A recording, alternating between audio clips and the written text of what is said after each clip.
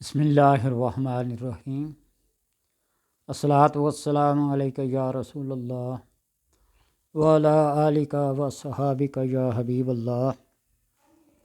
اللہم صلی علی محمد وعلی آل محمد صلی اللہ علیک یا محمد نور من نور اللہ۔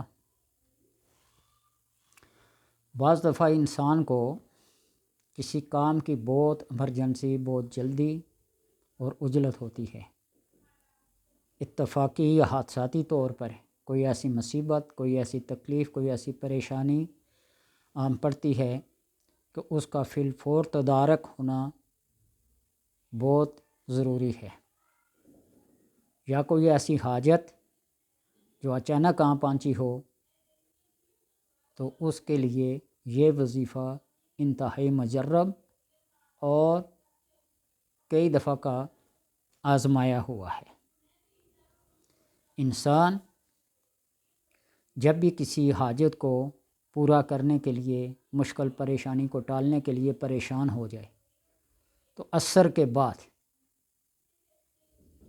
بعد آیت الکرسی کو پڑھے، اول آخر درود پاک پڑھے، 7 بار، 11 بار،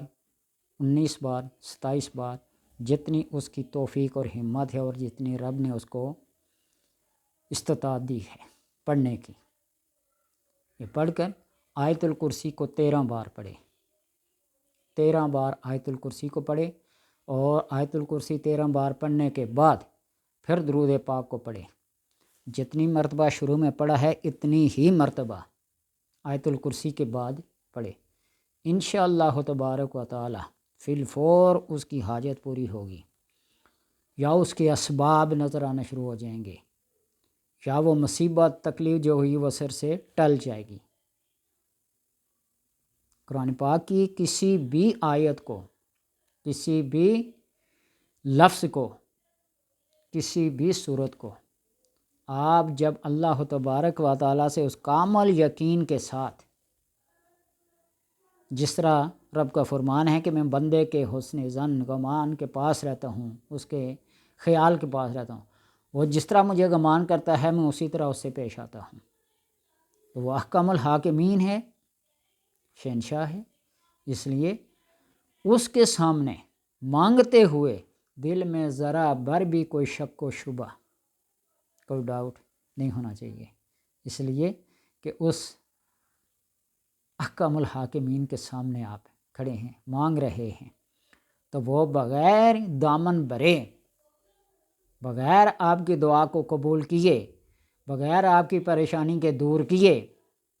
آپ کو ناکام اور مراد نہیں ٹالے گا۔ اللہم انی اسألک وانت لا تخیب،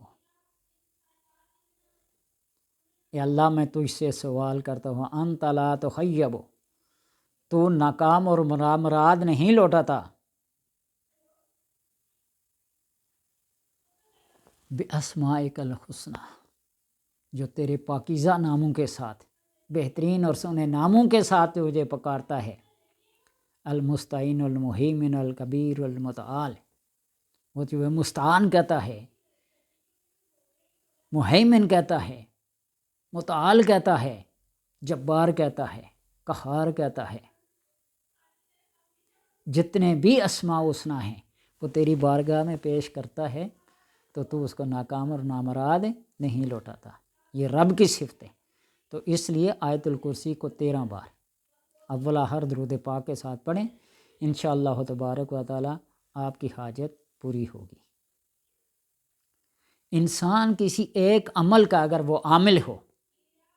تو پھر اس کو ہر وظیفہ پڑھنے کی ضرورت نہیں پڑتی، اسی ایک عمل سے اس کے سارے کام ہوں گے، اور ہمیشہ رب سے یہ دعا مانگا کرو، اے احکم الحاکمین، اے ارحم الراحمین، اے احسن الخالقین، تو مجھے مستجاب الدعوات بنا دے، اور جب آپ مستجاب الدعوات بن گئے تو پھر آپ کو صرف اللہ کا نام اپنی حاجت مانگنے کی دیر ہے، فی الفور وہ حاجت پوری ہو جائے گی۔ اور اس کے لیے میں کہا کرتا ہوں ہر نماز کے بعد یا اللہ ہو یا اللہ ہو یا اللہ 100 بار پڑھیں، یا پورے دن میں 1000 بار پڑھیں۔ اللہ مستجاب الدعوات بنا دیتا ہے۔ رات کو اگر کوئی پریشانی آ گئی، مصیبت آ گئی، کوئی حاجت آ گئی، اللہ تبارک و تعالیٰ 24 گھنٹے کے اندر اسباب پیدا کر دے گا، کوئی ایسا سبب پیدا کر دے گا تو میں ہر کسی کے آگے ہاتھ پھیلانے کی ضرورت پیش نہیں آئے گی۔ تو اس لیے جتنے بھی اللہ کے نام ہیں، اللہ کی کلام ہے، اس کو اس کی کلام سمجھ کے پڑھیں۔ اگر کسی کو قرآن سے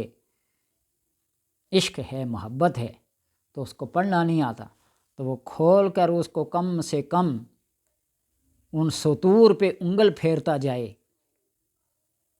یہ بھی میرے رب کا کلام ہے، یہ بھی میرے رب کا کلام ہے، یہ بھی میرے رب کی بات ہے، یہ بھی میرے رب کی بات ہے، عقیدت کے ساتھ، محبت کے ساتھ دیکھ کر۔ ویسے جو قرآن پاک پڑھنا نہیں آتا جس کو نا، اس کی زندگی کیا ہے؟ جو بندہ اردو یا فارسی پڑھ سکتا ہے اس کے لیے قرآن پاک پڑھنا کوئی مشکل نہیں ہے۔ میں اسکول میں بچوں سے کہا کرتا تھا نا کہ آپ کے لیے قرآن پاک پڑھنا کون سا مشکل ہے؟ آپ اردو کی کتاب پڑھتے ہیں پہلی سے لے کر 10ویں کلاس تک، 11ویں کلاس میں بھی اردو ہے، 12ویں میں بھی ہے، آگے آپشنل ہوتی ہے اردو کو رکھے یا نہ رکھے ایک بات ہے، لیکن جب اس پیپر میں ایک سوال، ایک کوسچن ہوتا تھا کہ ان الفاظ پہ اعراب لگائیے، تو جب آپ کو اس لفظ کے اوپر اعراب لگانا آ جائیں تو پھر کون سا مشکل رہ گیا؟ اردو تو بغیر اعراب کے ہوتی ہے، وہی الفاظ تو قرآن سے ملتے جلتے ہیں۔ یہی بات میں کہتا ہوں آپ کو کہے نا اہدنا الصراط المستقیم یا ذالک الکتاب، کتاب تو اسی طرح اردو میں لکھتے ہیں، اسی طرح عربی میں ہی لکھی ہوئی ہے، بس اعراب کی ضرورت ہے، پڑھیں کسی سے۔ قرآن پڑھے بغیر جو زندگی ہے نا وہ بے مزہ زندگی ہے۔ اس لیے قرآن سے اپنا عشق، اپنی محبت اور اپنی عقیدت کو استوار کیجیے۔ اللہ تبارک و تعالیٰ اس کی وجہ سے پریشان نہیں رکھے گا، نامراد نہیں لوٹائے گا کسی بھی میدان سے، کسی بھی بارگاہ سے۔ بس اپنا تعلق مضبوط رکھیے قرآن کے ساتھ، اللہ کے ساتھ۔ اللہ تبارک و تعالیٰ سے دعا ہے کہ پڑھنے کی توفیق عطا فرمائے۔